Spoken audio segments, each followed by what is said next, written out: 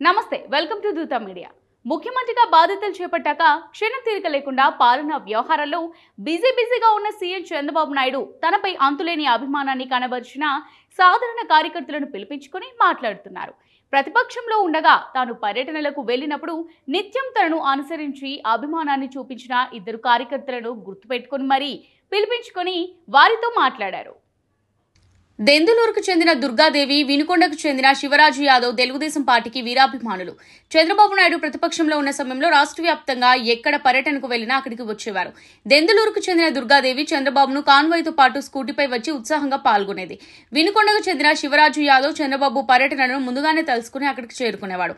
గత ప్రభుత్వం చంద్రబాబును అక్రమంగా అరెస్ట్ చేసి జైల్లో పెట్టిన సమయంలో కూడా ఆ ఇద్దరు కార్యకర్తలు కొన్ని రోజులు రాజమండ్రిలోనే ఉండి బాబు ఎప్పుడు బయటకు వస్తారా అని ఆతృతగా ఎదురుచూశారు. తనపై అంతులేని అభిమానాన్ని కనబరిచిన ఆ ఇద్దరిని గుర్తించిన సీఎం చంద్రబాబు నాయుడు వ్యక్తిగత సిబ్బంది ద్వారా ప్రత్యేకంగా పిలిపించుకున్నారు.